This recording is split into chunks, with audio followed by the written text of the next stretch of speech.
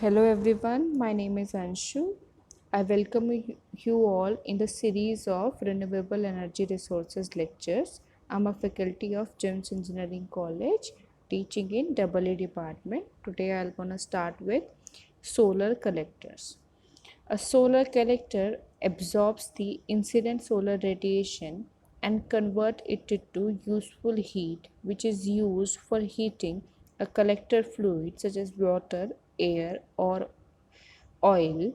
The surface of a solar collector is designed for high absorption and low emission. The solar collectors can be classified as non-concentrating or flat type collector or concentrating focusing collector.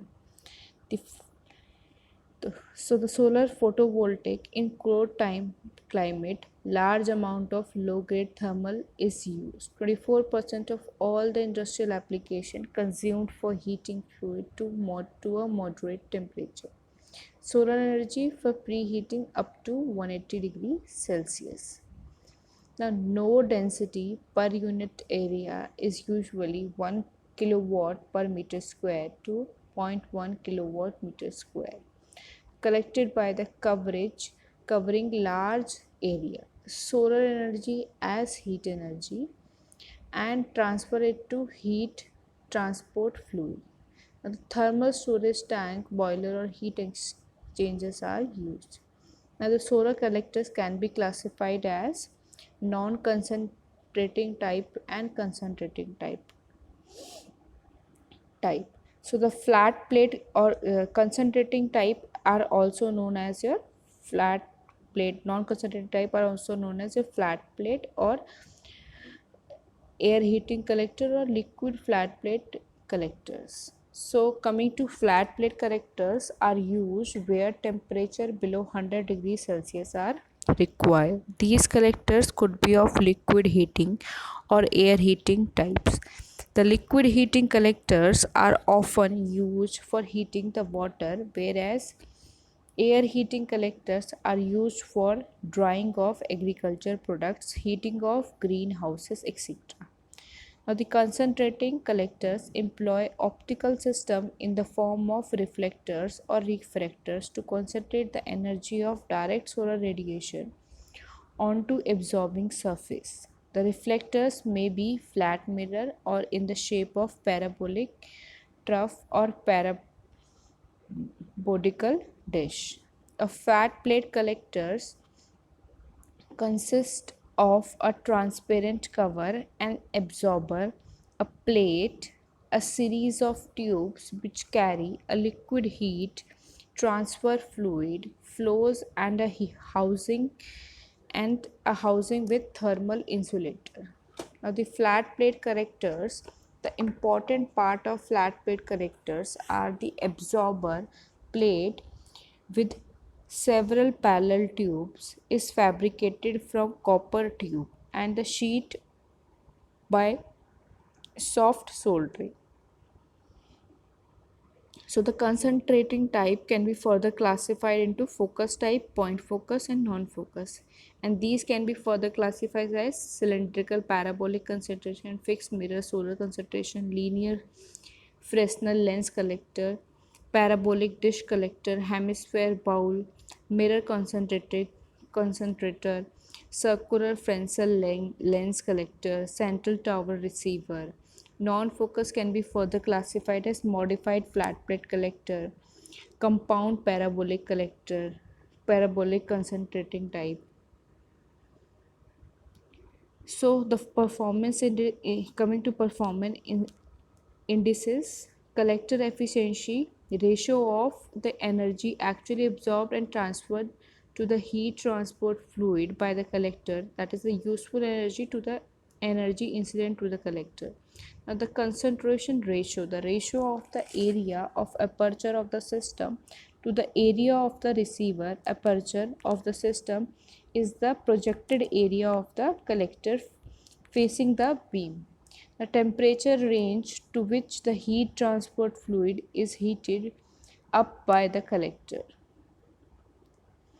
The non-concentrating type, they absorbs the radiation received on the surface, both beam and diffuse radiations are used, no optical concentration method is used, no need of solar tracking in the case of non-concentrating type. It is simple and compact construction fixed on rigid platform. Maintenance is free. High temperature cannot be achieved using non-concentrating type. Coming to concentrating type usually converts solar radiation from large area to small. Beam radiation is utilized. Optical methods are reflection or refraction. Solar tracking system is required.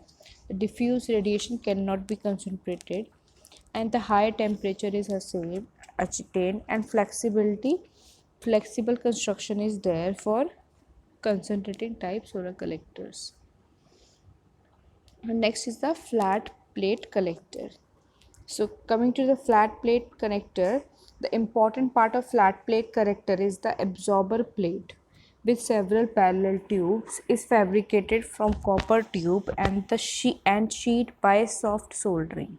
The plate is blackened in order to absorb the maximum amount of sunlight. The plate is enclosed in a blocks to insulate it to the sides and the bottom so as to prevent the losses and thereby attain high temperature. Also, one or more glass or plastic sheet are placed on the top of the blackened sheet so as to avoid the heat losses by re-radiation. The complete structure is placed at a proper inclination to the sun so as to absorb the solar radiations. The heat absorbed by the plate is removed by circulating water or fluid or air in contact with it or through the tubes. The flat plate collectors give temperature of about 60 degrees Celsius and above ambient, less than 100 degrees Celsius with the efficiency of 30 to 50%. So the flat plate collectors is mainly used for water heating, space cooling, etc. However, by evaporating a low boiling organic fluid, a vapor turbine can be used to provide electric power. The collection efficiency of a flat plate collector varies from 40 to 60 degrees Celsius for a temperature rise of about 15 degrees Celsius, but drops to 30 degrees Celsius or even less for a 50 degrees Celsius temperature rise. However, the absorbing efficiency of a flat plate collector can be increased by applying a selecting coating to the collecting surface. Instead of flat black paint, the efficiency can also be improved by applying anti-reflecting coatings on the transparent covers. The flat plate collector absorbs both diffuse and direct radiation. However, a tracking or tilting arrangement is usually provided to track the sun from morning to sunset. A different type of flat plate collectors are used. Pipe and fin type collectors are expensive but having a good corrosion resistance. In this type, liquid flows only in the pipe, hence having low wetted area and liquid capacity.